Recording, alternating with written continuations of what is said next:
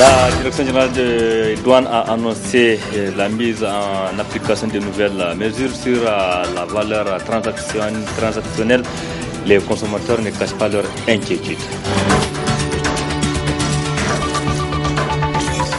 Sur le plan éducatif, notons que le torchon continue à brûler entre la synergie COS Niger-Sinaseb et le ministère en charge de l'enseignement en primaire.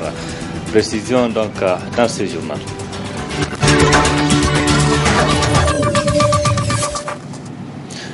Merci d'être sur la télévision Labari en ce jour, samedi 22 juillet 2017, pour suivre cette édition. Mesdames, Messieurs, bonsoir et bienvenue à tous. Je le disais dans les titres, l'annonce a été faite vendredi par la Direction générale des douanes qui va désormais appliquer la valeur transactionnelle sur toutes les marchandises importées au Niger. Une nouvelle tombée comme un grain de sable dans les yeux des consommateurs nigériens, mais aussi de leurs consommateurs défenseurs. Suivez donc les réactions dans ce reportage. Doit-on s'attendre à de nouvelles hausses de prix de produits sur les marchés? En tout cas, la Direction générale de douane vient d'annoncer la mise en application stricte et systématique au cordon douanier de la valeur transactionnelle sur toutes les marchandises importées, sauf les véhicules d'occasion. La valeur transactionnelle appliquée à travers le monde entier est le prix effectivement payé ou à payer pour les marchandises lorsqu'elles sont vendues pour l'exportation à destination du territoire nigérien après certains ajustements. Au Niger, une nouvelle accueillie négativement par les défenseurs de consommateurs. Quand on dit la base transactionnelle, ça veut dire le vrai prix. Il n'y a pas de prix forfait. Comme avant, ils ont une grosse où on dit tel produit, de tel produit à tel produit. Et il y a un intervalle où on essaie de donner un certain type de montant forfaitaire sur la base duquel ça fonctionne. Maintenant, ils considèrent qu'ils vont revenir à ce qu'ils ont appelé les conventions que le Niger a signées depuis 1994, ensuite les années suivantes, et que c'est en vertu de ces mesures-là qu'ils envisagent de dire désormais il faut que ça soit la vérité des prix sur la taxation en droit de douane qui va être appliquée. Donc, naturellement, si cela devait être fait, les quelques possibilités que gagnent certains opérateurs économiques en faisant des dédouanements sur la base des prix forfaitaires, naturellement maintenant, et si on les applique le vrai prix, il se peut que le prix du droit de douane qu'ils vont payer augmente. Et quand il va augmenter, naturellement, vous savez, les commerçants, ils ne payent rien du tout. C'est sur le consommateur que ça va se répercuter. S'il y aura une augmentation des droits de douane qu'ils auront à payer, ils vont vouloir être tentés de les répercuter sur les prix de leurs produits. Et donc, par conséquent, on verra l'augmentation des prix de ces produits-là. À travers cette nouvelle décision, la Direction générale de douane voudrait se conformer aux engagements internationaux pris sous gouvernement, dit-elle. Mais de leur côté, les consommateurs rejettent en bloc l'idée qu'ils entendent d'ailleurs combattre jusqu'au bout. Justement, ces consommateurs se disent surpris de cette décision de la Direction générale de douane, des consommateurs qui font déjà face à une cherté de vie ambiante. On les écoute. Avoir au moins pitié de cette population-là qui a tant fait et qui a tout fait d'ailleurs pour ce gouvernement-là. Parce que nous ne pouvons pas comprendre à ce qu'au moment où les populations sont en train de souffrir et que l'État se permet de jouer, n'est-ce pas, à ce jeu-là pour faire augmenter, n'est-ce pas, des taxes sur les vivres. Normalement, par rapport à tout ce qui est vivre, l'État doit pouvoir atténuer les taxes et permettre à ce que ces commerçants-là puissent rentrer, n'est-ce pas, de la matière qui permettra, n'est-ce pas, à un survie. Parce que c'est un survie pour la population. Il est garanti que la population puisse interpeller, n'est-ce pas, le gouvernement par rapport, n'est-ce pas, à cet état de fait, que ce soit les chefs coutumiers, que ce soit, n'est-ce pas, dans toutes les couches sociales doivent se soucier et interpeller le gouvernement pour lui dire non.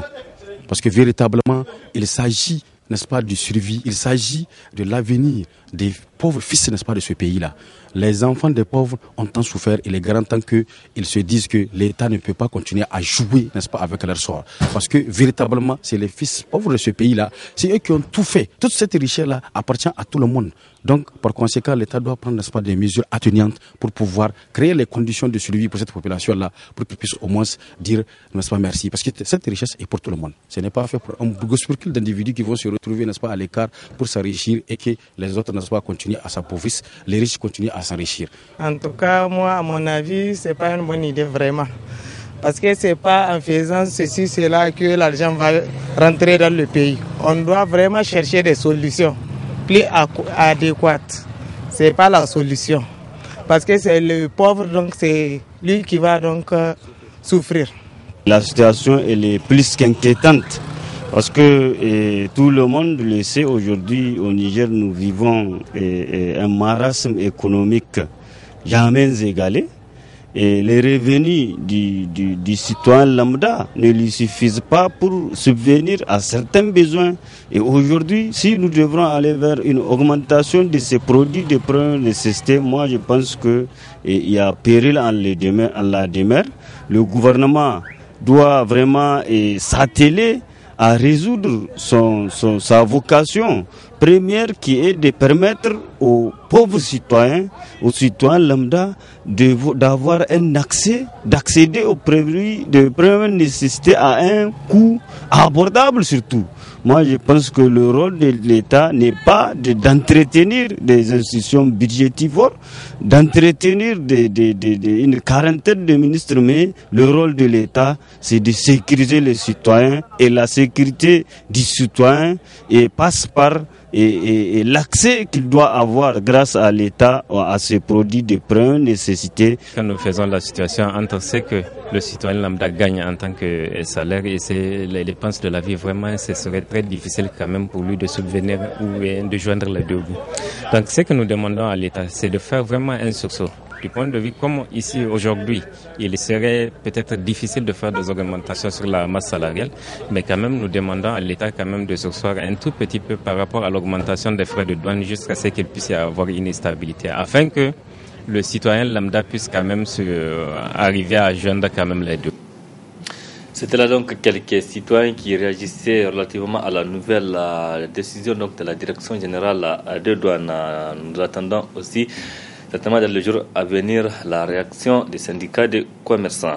Cela dit, la situation sociopolitique du Niger devient de plus en plus inquiétante eu égard à certains comportements des décideurs politiques que d'aucuns qualifient d'antidémocratiques. La révocation du maire central de la ville de Niamey par un décret présidentiel et la menace qui pèse sur l'ensemble des conseillers locaux sont assez illustratifs. Le décryptage de cette situation à travers la réaction de l'acteur de la société civile, Nuhu Mamadou Arzika, résumé par Adam Soumana et Ibrahim Abdou. La révocation du président du conseil de ville de Niamey par décret pris lors du dernier conseil des ministres suscite des débats à travers la capitale nigérienne, voire au-delà.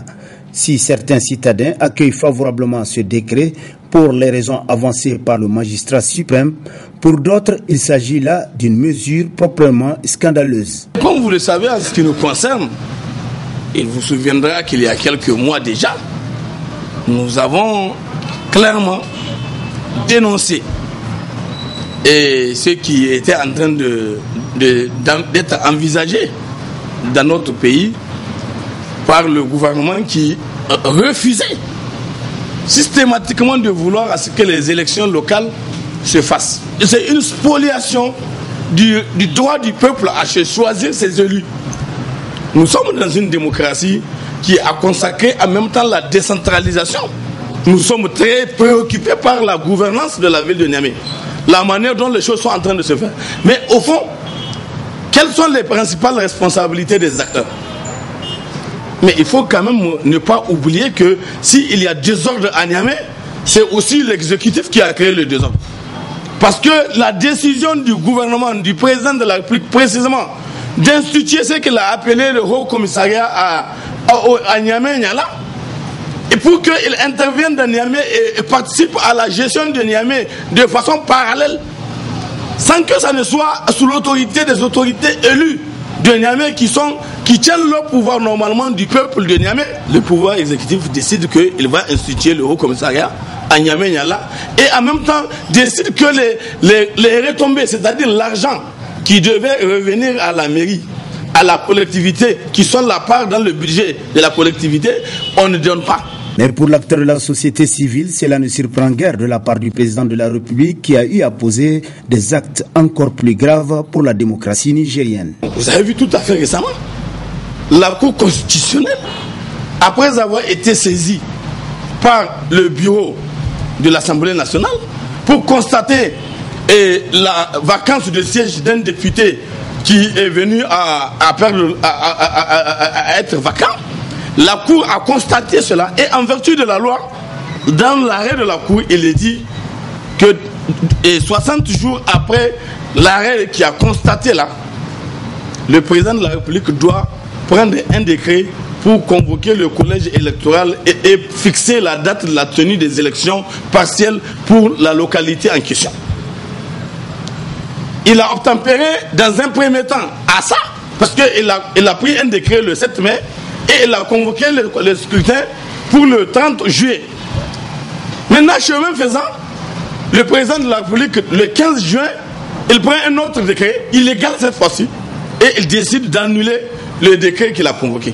Et en annulant ce décret qu'il a pris pour convoquer les élections pour le 30 juillet, n'ayant pas une autre alternative légale, justifiable et défendable, le président tombe sous le coup du refus d'obtempérer à l'arrêt de la Cour constitutionnelle.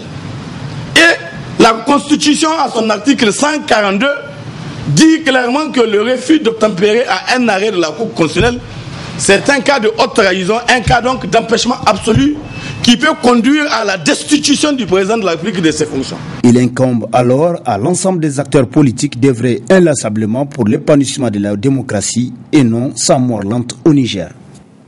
Rendez-vous à la fin de ce journal pour suivre l'intégralité de l'entretien que nous a accordé l'acteur de la société civile nigérienne, Nuhu Mohamedou Arzika. La synergie cause Niger-Sinaseb appelle à une marche pacifique le samedi 29 juillet prochain. Une sortie pour exprimer une fois de plus son mécontentement à l'endroit des autorités, notamment le ministère en charge de l'enseignement primaire, après avoir organisé les évaluations des enseignants le 15 et 16 juillet dernier. La synergie a fait cette annonce ce matin à travers une déclaration rendue publique au siège de la Confédération nigérienne du travail, CNT. La déclaration est lue par le co-coordinateur Alio Hassan Samana.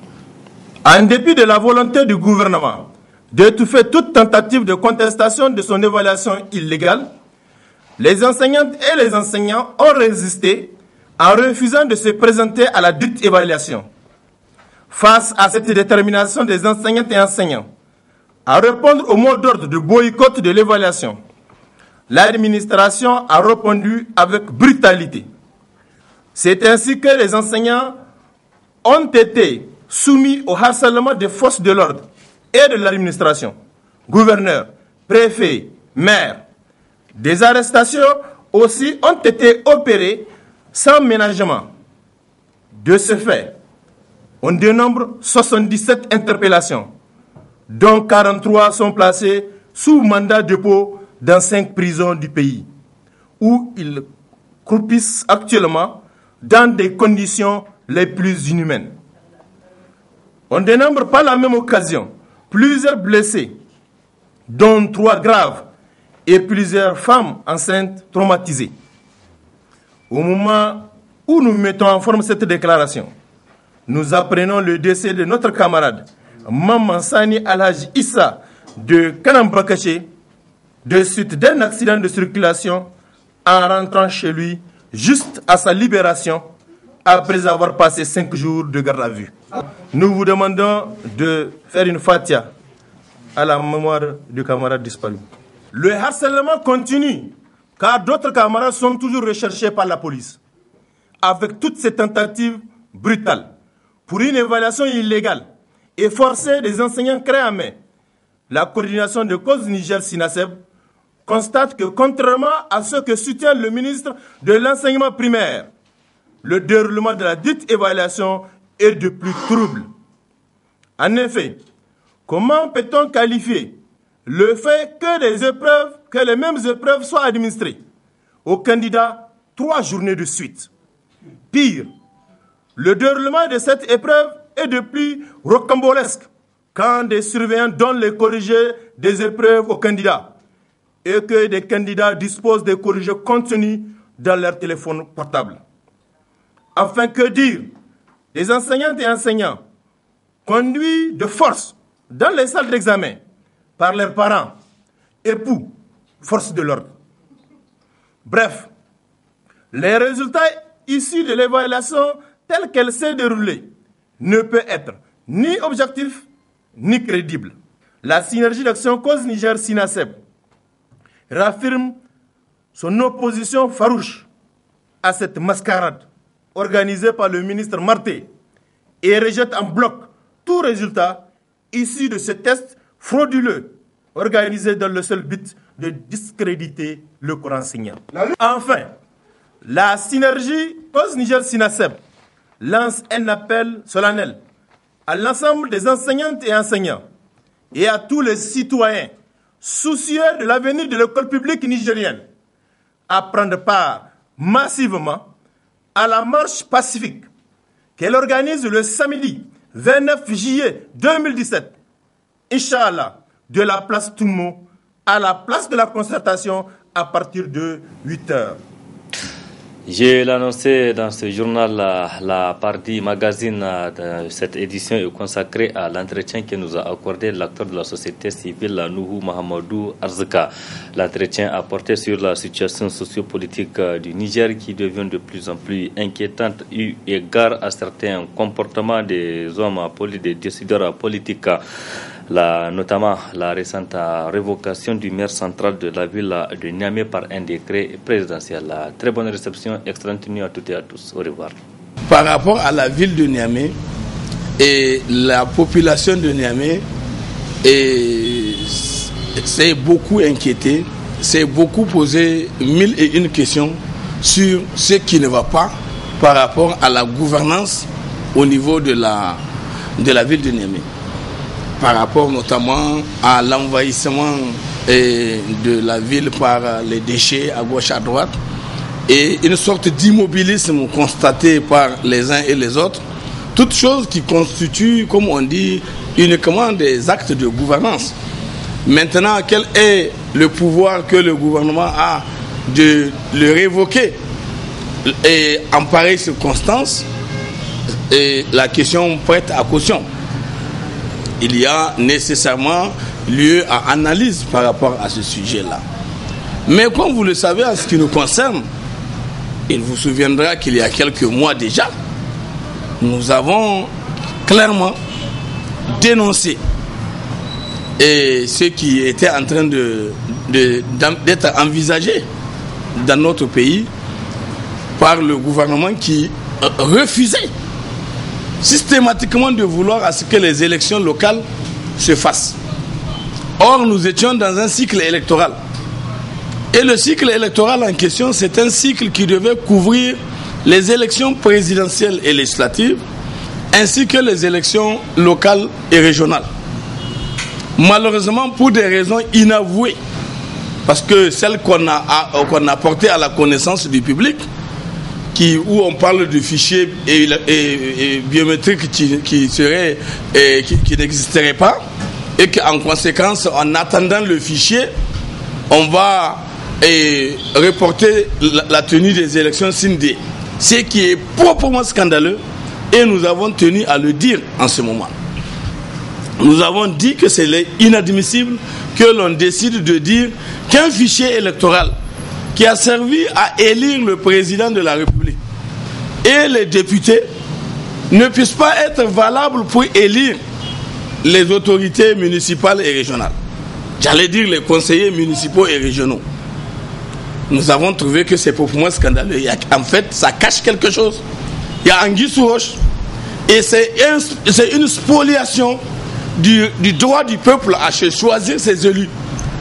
Nous sommes dans une démocratie qui a consacré en même temps la décentralisation comme instrument de gouvernance de notre pays.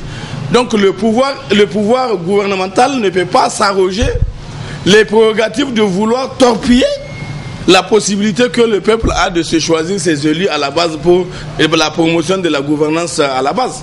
Et disons la démocratie à la base. Nous avons dénoncé ça. Aucun argument ne nous avait été donné jusqu'à aujourd'hui. Et nous avons dit que agissant de cette façon, c'était une violation flagrante des lois de la République. La preuve, c'est la CENI qui organise les élections. Elle qui organise les élections a programmé la tenue des élections locales pour le 8 janvier. Donc, tout le monde était là en train d'attendre les élections pour le 8 janvier. Voilà que les politiciens se regroupent le 4 octobre, à la veille de la date où on devrait normalement signer le décret portant convocation du collège électoral pour le 8 janvier, conformément à la loi. Et c'est ces moments-là que les acteurs politiques ont choisi pour se réunir et trouver le bon prétexte de dire qu'ils veulent qu'on reporte les élections. Et l'argument qu'on avance, c'est parler du fichier biométrique. Et dire qu'on va prétexter l'absence du fichier et reporter jusqu'à ce que le fichier soit disponible. Bon Dieu, nous l'avons dit haut et fort que c'était très malhonnête de la part de ceux qui ont tous agi dans ce sens.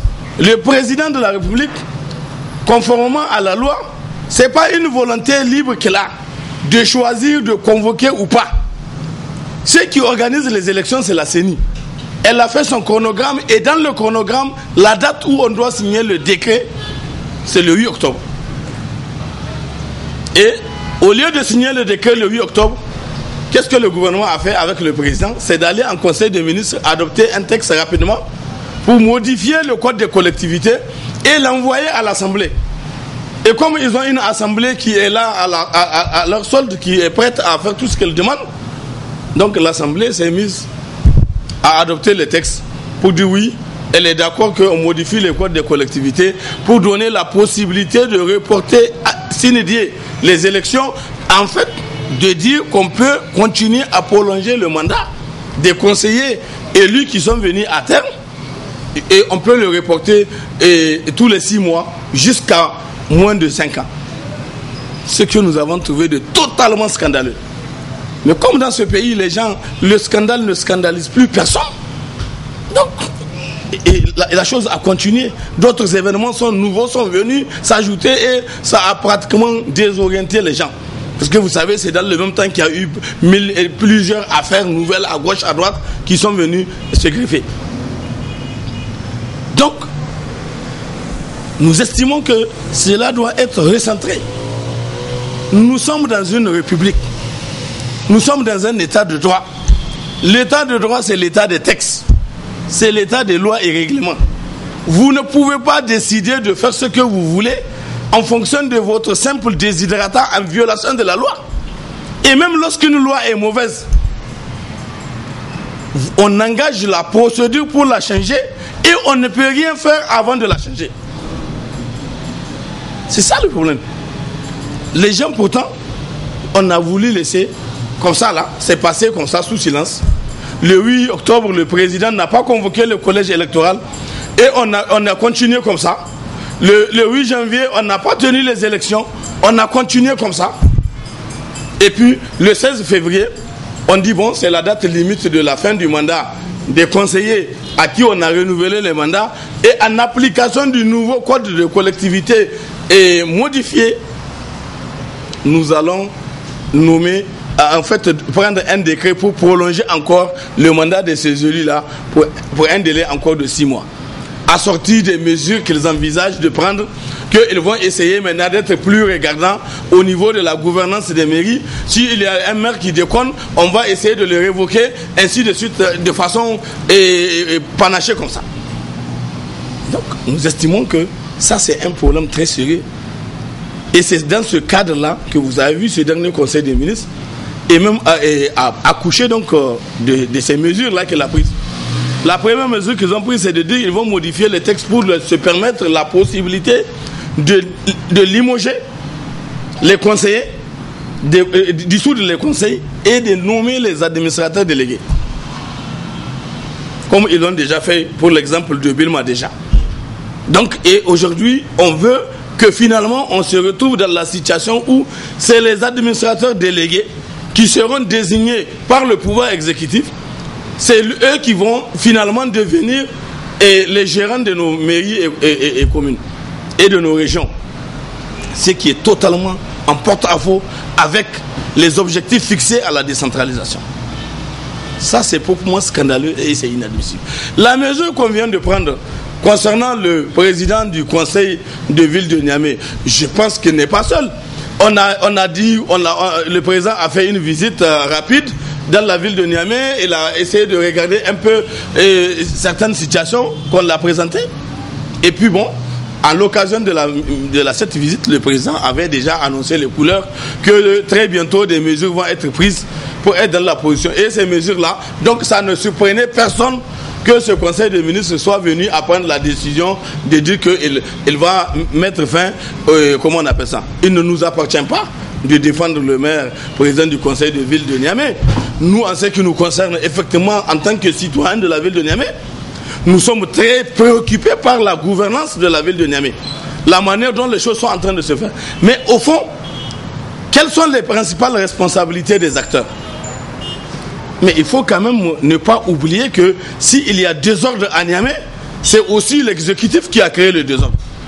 Parce que la décision du gouvernement, du président de la République précisément, d'instituer ce qu'il a appelé le Haut Commissariat à Niamey-Niala, et pour qu'il intervienne dans Niamey et participe à la gestion de Niamey de façon parallèle, sans que ça ne soit sous l'autorité des autorités élues de Niamey qui tiennent leur pouvoir normalement du peuple de Niamey. Le pouvoir exécutif décide qu'il va instituer le Haut Commissariat à Niamey-Niala et en même temps décide que les retombées, c'est-à-dire l'argent qui devait revenir à la mairie, à la collectivité, qui sont la part dans le budget de la collectivité, on ne donne pas. Ils vont mettre ça dans le fonds qui va permettre à ce Haut Commissariat-là de développer des initiatives d'activité dans la ville de Niamey. Or, ce n'est pas une gestion partielle que le conseil de la ville de Niamey a. Il gère la ville de Niamey, point barre. C'est ce que la loi a dit. Ils sont les responsables de la ville de Niamey. Ils sont élus pour gérer la ville de Niamey. Mais ils ne sont pas élus pour gérer une partie de la ville de Niamey en cohabitation ou en concurrence avec une structure totalement comme ça qu'on invente et qu'on dit que c'est elle qui va être là pour décider, elle va choisir là où elle va intervenir et les autres suivent. Je pense qu'il faut que nous comprenions que la démocratie que nous avons choisie et que le principe de la décentralisation pour lequel nous avons opté doit être respecté par tous. Normalement, les autorités élues sont différentes des autorités nommées. Le gouvernement, il a son travail à faire, il a son rôle. Les élus municipaux, départementaux, régionaux ont leurs responsabilités à part. Donc cette confusion-là, aujourd'hui, elle est née du fait que nous sommes dans un système qui ne respecte pas la loi. Nous sommes dans une sorte de gangstérisme juridique. C'est de ça qu'on est dans ça aujourd'hui. C'est-à-dire que le système que nous avons en place, il ne travaille avec la loi que quand ça va dans le sens qu'il veut.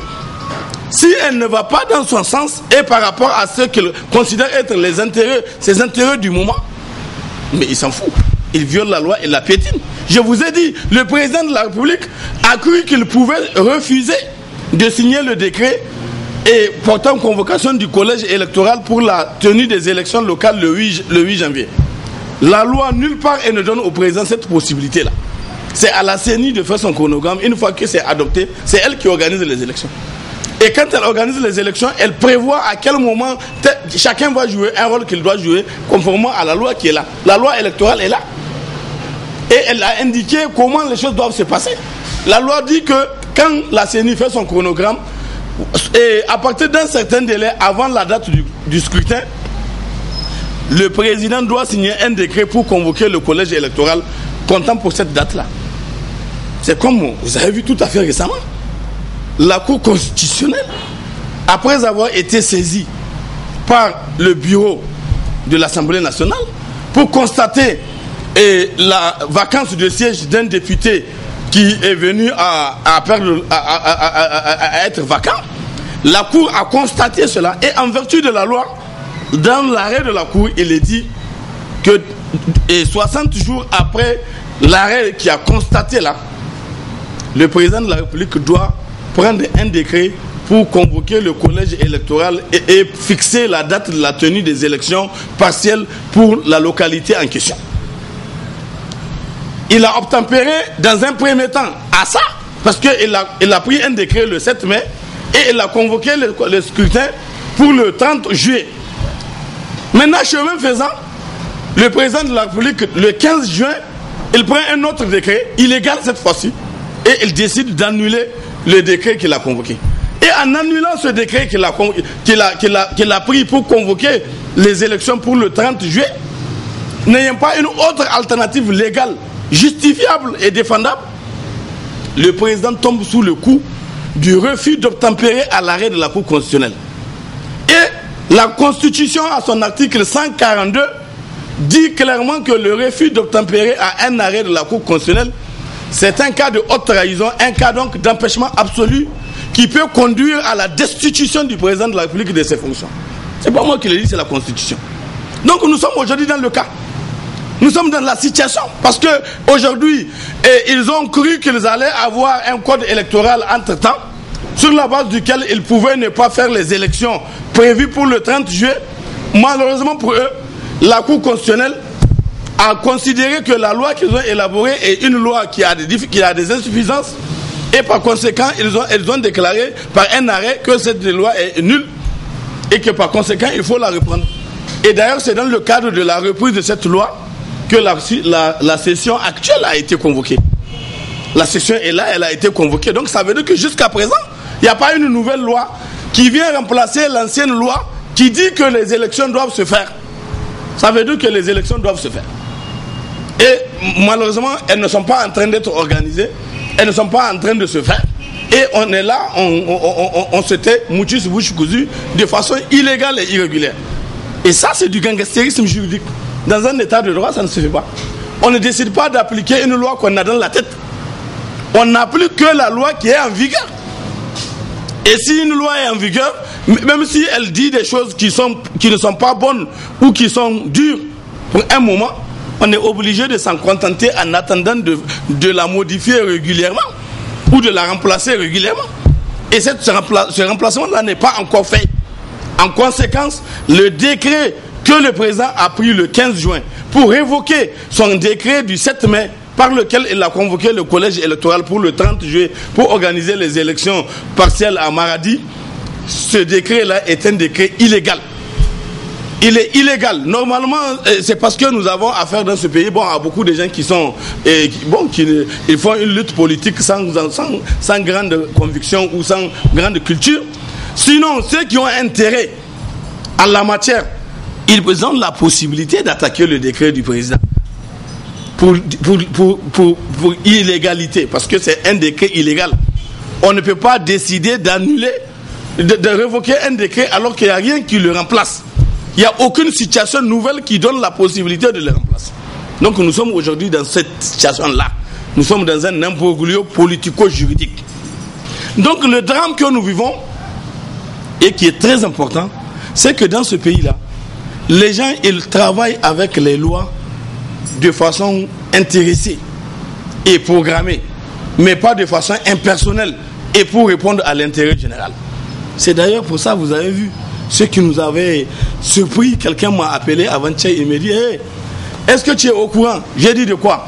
Il dit mais tu as vu la loi qui a été rejetée par la Cour constitutionnelle? J'ai dit oui, j'ai lu ça. Il dit mais est-ce que tu as tout lu? J'ai dit bon, j'ai panaché ça parce que j'étais en déplacement. Et voilà, il dit mais tu as regardé les dispositions financières de cette loi? J'ai dit non, je n'ai pas regardé. Il dit qu'est-ce qu'il y a de nouveau? Il dit il faut regarder l'article 175 de cette nouvelle loi-là. Et il dit que, et je prends l'article, je le regarde, je trouve justement que, parce que les gens pensent qu'aujourd'hui, eux, ils ont changé de statut, ils ont changé de situation. Tous les débats que nous avons fait les années antérieures par rapport au problème de la caution, la caution avant était à 20 millions. Les gens avaient fait tous les bruits du monde pour dire que c'est trop, qu'il faut ramener la caution à 10 millions. D'ailleurs, il y en a qui trouvaient que 10 millions c'était même trop. Il fallait le ramener à 5 millions. Mais finalement, qu'à cela ne tienne, les gens ont divisé par deux et ils ont gardé ça. Et aujourd'hui, que les gens pensent qu'ils ont de l'argent, qu'ils pensent que la démocratie du Niger doit être dévoyée pour devenir une démocratie d'argent, une démocratie où seuls ceux qui ont de l'argent ont la possibilité ou doivent avoir la possibilité de se présenter. Et comme argument qu'on m'a avancé, quelqu'un m'a dit non, ils disent que non, c'est quelqu'un qui a glissé ça parce qu'en réalité, même tous les députés n'ont pas fait attention. C'est quelqu'un qui a dû glisser ça pour dire que pour éliminer ce qu'on appelle les candidatures fantaisistes. Parce qu'on estime que les candidatures du genre des nôtres seront considérées comme des candidatures fantaisistes. Et pour cela, il faut porter la caution de 10 millions à 25 millions. Voilà.